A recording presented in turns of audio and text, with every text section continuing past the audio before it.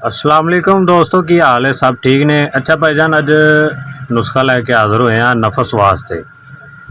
जिन्होंने दोस्तों का नफस बिल्कुल छोटा है, 3 इंची का या 4 इंची का, ये बिल्कुल छोटा नफस है। नफस जड़ा ना सही असल हालत 6.5-7 इंच तक होना चाहिए।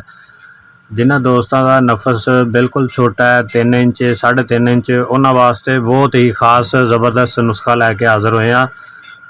और नुस्खा ज़्यादा लम्बा चौड़ा भी नहीं, बिल्कुल मुनासिब ही आ। 2 चीज़ों का नुस्खा है और रिजल्ट इनका बेशुमार है और इसके फायदे बेशुमार है ने।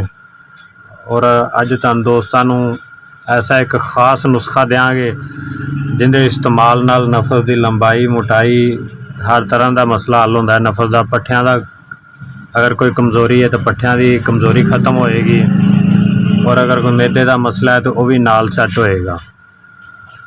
सब तो पहले जोड़ा ना तुसी लौंग लैने ने, देसी लौंग होना चाहिए।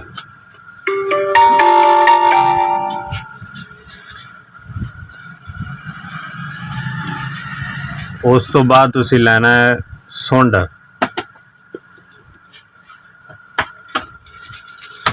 अगर सुंड नहीं लै सकते तो तुसी अदरक जोड़ा ना लै लो।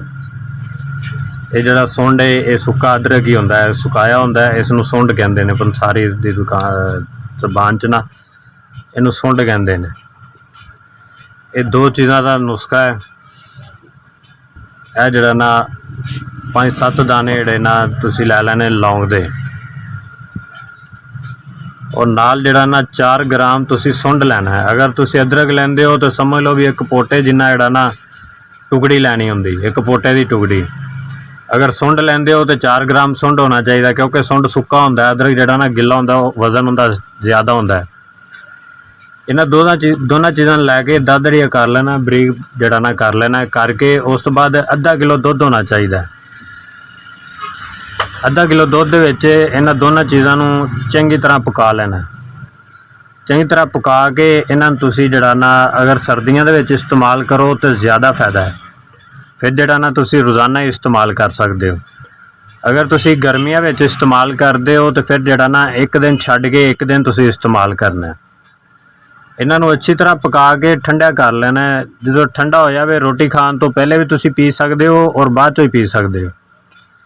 ये बहुत ही ज़बरदस्त नुस्खा है। इसके बहुत सारे फायदे ने। नफस की लंबाई मोटाई सख्ती हर तरह का मसला करता है, पट्ठियां की कमज़ोरी खत्म करता है। बहुत ही ज़बरदस्त नुस्खा है। इसनों इस्तेमाल करो और साडे चैनल को सबसक्राइब करो, लाइक करो, कमेंट करो, ताकि आने वाली अच्छी तो अच्छी वीडियो ना तुहाडे कोल पहुँच सके।